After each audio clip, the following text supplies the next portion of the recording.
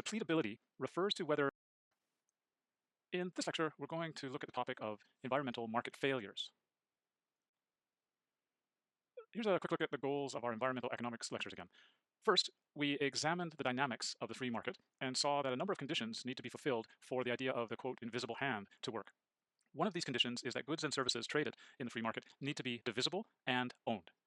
We looked at different property right arrangements and saw that ownership is not really well defined for many natural resources. We looked at 5 different property rights, and I want you to recognize the distinctions among them. But for our discussions on market failures, the main characteristic that we're interested in is the issue of excludability. In this lecture, we will continue our conversation by introducing the concept of depletability, and then using both excludability and depletability to structure our discussion on free market failures. In this lecture, we will focus on the open access problems with global commons and the idea of the free rider issue with public goods. Let's start with a quick review of the concept of excludability. Excludability describes how easy it is to prevent people who have not paid for a good or service from accessing that good or service.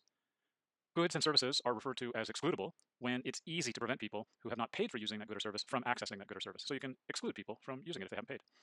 This is the case for most of the goods and services we deal with in our daily lives. All of our personal possessions fall into this category, the things we buy in stores, and most of the services that we use. For example, the service of taking public transit is an excludable service because you have to buy a ticket to get on the bus. On the other side, it is difficult or impossible to prevent people who have not paid from accessing non-excludable goods and services.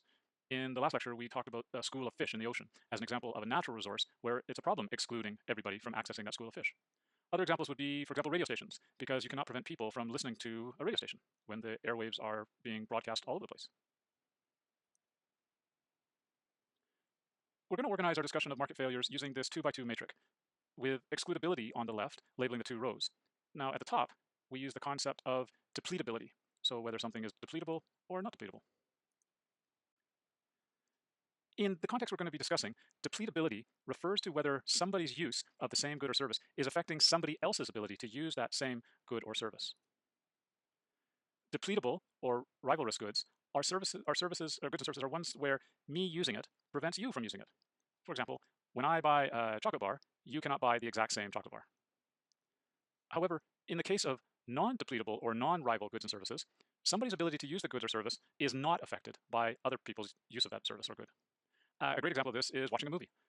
If I watch a movie, that has absolutely no effect on your ability to watch the same movie at the same time, in fact. Similarly, me sending a letter in the mail, for those of you who don't know what that is, in the olden days, we used to write on paper and fold it up and stick it in a thing called an envelope, and then put that, we'd go outside, outside, and we'd walk down the street and put it in a thing called a mailbox. And then we would just trustingly throw this thing into this mailbox, and I don't know what happened to it after that. But apparently, mail was a useful thing at one time. But the point was, or is, that when someone sends a letter, that does not affect the ability of someone else sending something by mail. So these are examples of non-depletable goods and services, but obviously there are many more. Now we have our 2x2 matrix fully developed, and we can start filling in the quadrants with goods and services according to their characteristics. So let's start with the top left corner. Depletable goods and services that also are excludable are called private goods. They are single-use goods that are restricted to people who pay for them. Most of the goods and services that we interact with every day fall into this quadrant. This includes food and all the consumer goods that we buy. In the top right quadrant, we have so-called toll goods. These are non-depletable goods and services that are restricted to payers. Examples of toll goods and services include public transit, going to the movies, or getting an education. All of these goods and services are limited to the people who pay for them. Now, because both private and toll goods and services are excludable, the forces of the free market work well for them. This means that we have a market situation where the laws of supply and demand result in that equilibrium price that allocates the available resources efficiently and maximizes overall social welfare, at least in theory. So remember that in addition to excludability, there are a whole bunch of other conditions that need to be fulfilled for the free market to work properly. Let's look at situations where this doesn't work out so well. We're going to start with the basic definition of market failures. In the simplest terms, a market failure describes a situation where the market does not allocate resources efficiently in a way that maximizes social welfare. I hope that you remember that the amazing thing of the free market is that social welfare is magically maximized when all of the involved parties, that is all the buyers and all the sellers, they focus on maximizing their own benefit. So they act in their own self-interest. But of course, what the argument is that if everyone is acting in their own self-interest, then everybody is happy and therefore social welfare benefits. In the situation of a market failure, this doesn't work out. Individuals still act in their own self-interest, but the resulting market dynamic does not produce benefit for the whole society in the long term. So we have a wedge between what an individual person does given the market price of a good or service and what is best for society in the long term. This situation occurs for many environmental goods and services, where the price does not accurately reflect the full societal cost, the long-term desire of society, and the existing environmental constraints. The classic example of this is the tragedy of the commons, which was described by Garrett Harding in 1968. Harding was an American ecologist who was concerned about human overpopulation, and therefore belonged to the techno-pessimist camp. Let's picture a community of shepherds with common grazing lands that are accessible to everyone. In other words, the grazing lands are non-excludable. Now, put yourself in the shoes of the shepherds who are trying to make a living raising sheep. Think about your own bottom line. It is in your best interest to put as many sheep as possible on the common grazing lands to take advantage of whatever those grazing lands have to offer. This makes complete sense for you as an individual shepherd. However, if all the shepherds think like this and put as many of their sheep onto the common grazing lands as possible, the grazing lands will deteriorate very quickly, and in the end, no one will benefit from the grazing lands anymore. So this is an example of a situation where the rational self-interest of the individuals does not lead to community welfare in the long term. In fact, quite the opposite actually. The self-centered actions of the individual shepherds actually ruin the resources overall. But even if the individual shepherds realize this dilemma, it's a very tricky situation for them because them putting fewer sheep on the grazing land does not guarantee that the grazing lands will be preserved. Other shepherds might simply take advantage of the situation and put more of their sheep out on the grazing lands.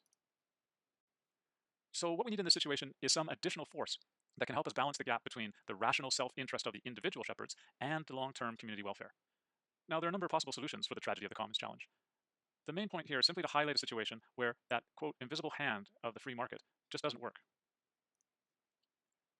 Let's return to our 2x2 matrix with excludability and depletability, and let's see in which quarter the grazing lands of the tragedy of the commons fall.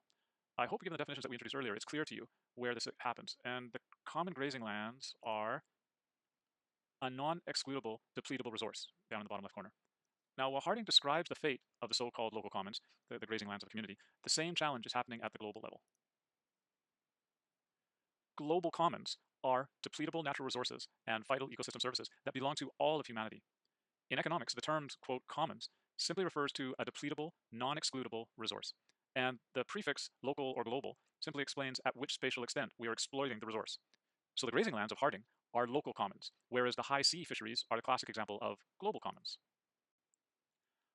High seas fisheries take place in international waters outside of the 200 nautical mile exclusive economic zone that all countries have along their coastline. This means that we are dealing with an open access situation where new harvesters can enter at will. There are no international regulations about how many commercial fishing ships can be in international waters. Fish are definitely a depletable resource because if you catch the fish, I cannot catch those fish anymore. And, as discussed previously, fish are also a fugitive resource, which means that it's impossible to control where they swim.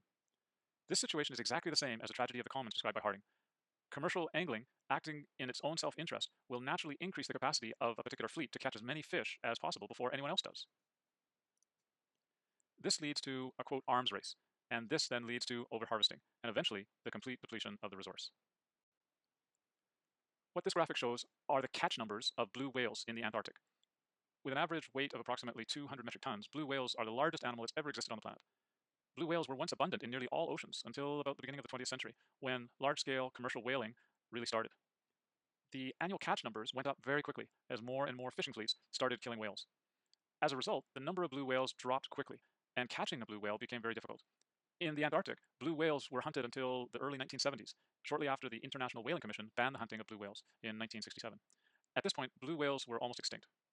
The dramatic drop in the catch of whales that you can see around the 1940s is due to the Second World War, when the big world powers they were fighting and weren't doing so much whaling.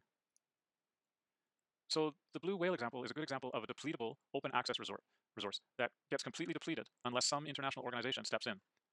While the commercial fishing fleets are focused on maximizing their short-term gains, the long-term societal welfare decrease as we lose a biological species. And eventually, the commercial fishing fleets will lose their jobs because there are no whales left to hunt. There are many fisheries around the world that have and continue to experience similar fates. Another example of a global common is outer space. Our modern life depends heavily on satellite support for weather forecasting or communications and all kinds of things. However, the amount of space that's available in a near-Earth atmosphere is limited, and there are lots of stakeholders competing for that space. Every time somebody launches a rocket into space or decommissions a satellite, the parts of those rockets and satellites end up orbiting the Earth. In 2009, the European Space Agency estimated a total of 17,000 objects floating around in the near-Earth atmosphere, and of those 17,000, only 17% were actually functioning satellites. The rest is floating around as what's known as space junk. And this is an issue because all of this free-floating space junk can crash into the working satellites and destroy them. However, there's no incentive for individual companies to stop sending their rockets and satellites into space because spending the money to retrieve this space junk would only harm the individual profits of the individual companies. So this is another example of a non-excludable, depletable resource that will be overused in a free market situation. And eventually, it will lead to a decrease in societal value. So this is another example of a failure of this idea of a free market system. So global commons, which are depletable and non-excludable resources, they tend to get what's known as overharvested or depleted. And this gets referred to as the open access problem. In this situation, the rational short-term focus on making a living or protecting jobs is at odds with what's best for society in the long term. And since the resource does not have an owner, there is nobody advocating for its long-term interest in the market. Now, what are possible solutions to the open access problem? In the end, it all comes down to restraining our consumption of these resources. We need to reduce our consumption rates to a sustainable level. And when we need to control, and then when we get that sustainable level, we then need to control the access in some sort of meaningful way. However, this is extremely difficult to negotiate and implement at the international level for a whole variety of reasons. First, the short-term economic pressures are real. Anglers and commercial fishing fleets need to feed their families now, and they can't afford to worry about the long-term sustainability for future generations. There are also clashes among nations about different worldviews. For example, while the international community condemned the killing of whales, countries like Japan continue the practice. And now Japan does it under the guise of research permits, but it's challenging in terms of the whale hunt. So even if international agreements can be negotiated, they are extremely difficult to control and enforce. The last quadrant of our 2x2 matrix is for so-called public goods, which are non-excludable and non-depletable. This means that nobody can be excluded from using these goods and services, but my use of them is not affecting your ability to consume them as well. Classic examples of public goods are public radio stations, streetlights, knowledge, environmental protection, national defense. These are all things that fit into this quadrant. There are also services that cannot be divided up into chunks and sold separately to individuals. So instead, everybody benefits and nobody can be excluded. So take streetlights, for example. Everybody living in a city enjoys the benefits of streetlights. It's not possible to make the light from the streetlights available to only certain people. Now, because nobody can be excluded from these goods and services, there is relatively little incentive for people or countries to contribute to protect these resources. This leads to what's called the free rider problem.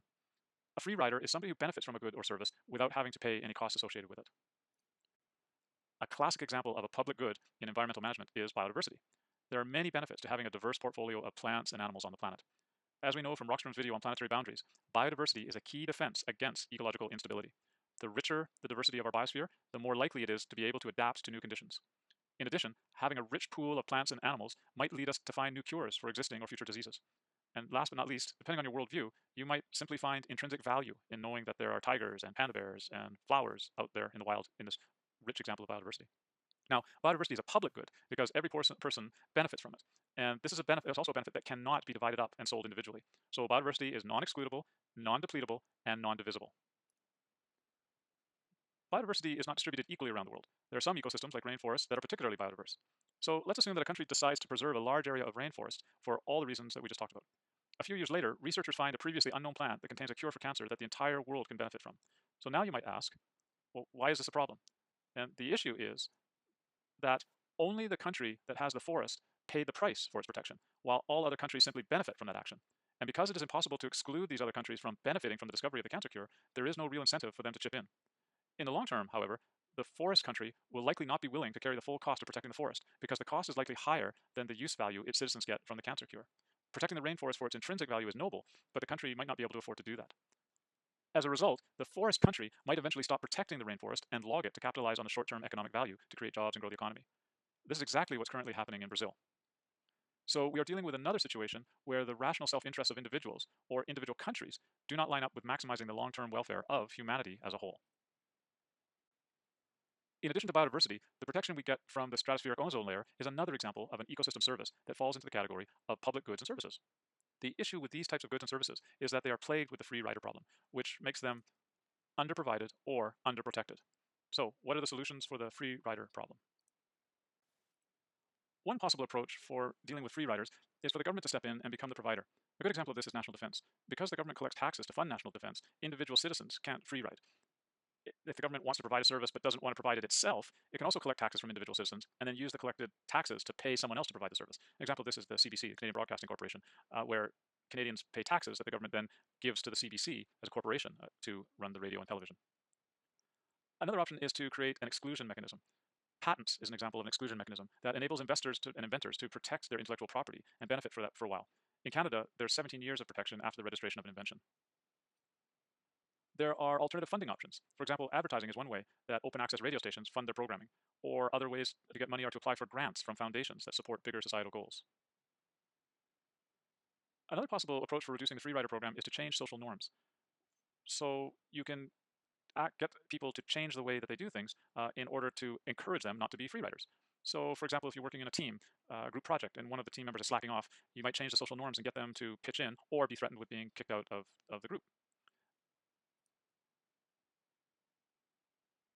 Another option for dealing with the free rider problem is to leave the provision of goods and services up to a special interest group that gets additional benefits from providing them. So search and rescue is a good example of this. In Canada, wilderness search and rescue is provided mainly by volunteer organizations whose members like to be outside and help people. So they volunteer and are not driven by economic benefit from the work they get, but rather from the personal satisfaction that they feel from helping others. Now, while all of the listed solutions uh, are being used to prevent the free rider problems at small scales, it's simply impossible to implement these solutions at the global level. This makes it really difficult to address the free rider problem for big global environmental problems like the loss of biodiversity or the protection of the stratospheric ozone layer. Let's summarize the key points that we've discussed. We divided goods and services into 4 different groups depending on their excludability and depletability. These 4 groups are private goods, toll goods, common goods, and public goods. I know you'll want to know these definitions of the different types of goods and services, and it's probably a good idea to want to know how to provide examples that are beyond what I've talked about in this lecture. Now, based on our discussion so far, you should know that the forces of the free market work very well for private goods and toll goods, but not very well for common goods and public goods. Global commons are typically overused and depleted because there's no incentive to curb the personal consumption, whereas public goods are underprovided or underprotected because there's no incentive to contribute. Both these issues are strong contributors to some of our biggest global environmental problems. I hope that this lecture helps you understand how the rules of our economic system shape how we interact with the environment. So far, we focused on market failures related to globally shared resources. In the next series of lectures, we're going to examine market failures associated with globally shared environmental effects of our economic activities. So that'll do it for now.